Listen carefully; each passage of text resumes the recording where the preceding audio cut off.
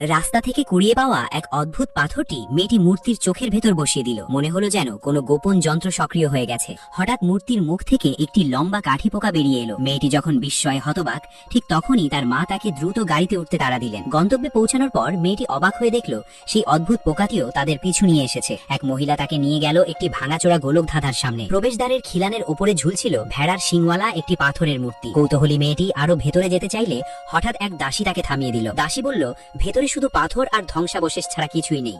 এমনকি সেখানে ঢুকলে পথ হারিয়ে ফেলারও ভয় আছে। অগত্যে মেয়েটিকে ফিরে আসতে হলো। সেদিন গভীর রাতে হঠাৎ অদ্ভুত এক শব্দে তার ঘুম ভেঙে যায়। দেখে দিনের সেই রহস্যময় পোকাটি আবারও তার কাছে এসেছে। মেয়েটি একটি বই বের করে বইয়ের ছবির দিকে ইশারা করে জিজ্ঞেস করলো, তুমি কি কোনো পরী? পোকাটি যেন তার কথা বুঝতে পারলো। মুহূর্তের মধ্যে সেটি ছোট্ট মানুষের আকৃতির এক পরীতে রূপ নিল। শরীর ঝাঁকিয়ে কয়েকবার ডানা নেড়ে সে জানালার বাইরে উড়ে গেল।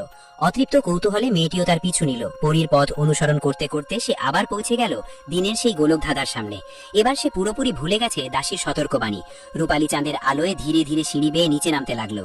নিচে পৌঁছে মেয়েটি কয়েকবার ডেকে জানতে চাইল সেখানে কেউ আছে কিনা, কিন্তু চারপাশ নিস্তব্ধ, কোনো সাড়া মিলল না। ঠিক তখনই তার পেছনে হঠাৎ আবির্ভূত হলো এক ভয়ঙ্কর বৃক্ষ দেবতা। ভেড়ার মাথাওয়ালা, মাটির গন্ধ ভরা এক রহস্যময় দানব।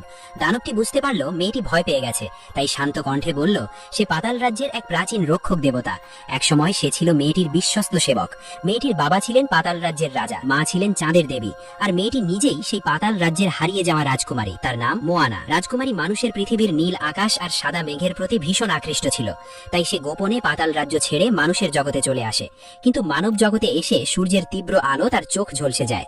কথাগুলো বলেই বৃক্ষ দেবতা জানালো সেই ঘটনার পর থেকেই মেয়েটি তার নিজের স্মৃতি হারিয়ে ফেলেছিল। মেয়েটি এসব কিছুই বিশ্বাস করতে পারছিল না। সে অবিশ্বাসের সুরে বলল, তুমি বললেই আমি রাজকুমারী হয়ে যাব নাকি? তখন বৃক্ষ দেবতা শান্তভাবে বলল, তোমার বাম কাঁধে কি চাঁদের আকৃতির একটা জন্মদাগ আছে? ওটাই সবচেয়ে বড় প্রমাণ। মেয়েটি হতবাক হয়ে গেল, কারণ তার বাম কাঁধে সত্যি একটি চাঁদের মতো জন্মদাগ ছিল। কিন্তু এই অদ্ভুত প্রাণী সেটা জানলো কি করে? তার মনে সন্দেহ জাগলো, তাহলে কি সত্যি সে মানুষের জগতে হারিয়ে যাওয়া সেই রাজ? শুধু একা থাকলেই বইটি খুলবে, তখনই এর ভেতরে তোমার করণীয় প্রকাশ পাবে। মেয়েটি অধীর আগ্রহের সঙ্গে সঙ্গে বই খুলে দেখলো, কিন্তু ভেতরে একটিও লেখা নেই। কিছুক্ষণ পর যখন সে স্বাভাবিক হলো, দেখলো বৃক্ষ দেবতা ইতোমধ্যেই অদৃশ্য হয়ে গেছে। পরদিন গোসলের সময় সবাইয়ের চোখ এড়িয়ে মেয়েটি লুকিয়ে রাখা বইটি আবার বের করলো। এবার বই খুলতেই বিস্ময়কর ভাবে ভেতরে লেখা ফুটে উঠল। বইয়ের নির্দেশ অনুযায়ী বাড়ির কাছেই তাকে খুঁজে বের করতে হবে একটি শুকিয়ে যাওয়া বিশাল গাছ। সেই গাছের ভেতরে বাস করে একদের কোট খুলে গাছের ডালে ঝুলিয়ে রাখলো। তারপর সাহস সঞ্চয় করে গাছের শিকড়ের ফাঁক দিয়ে ভেতরে ঢুকে পড়লো। গাছের শিকড়গুলো অনেক আগেই পচে গিয়েছিল। ভেতরটা ছিল স্যাঁতসেঁতে,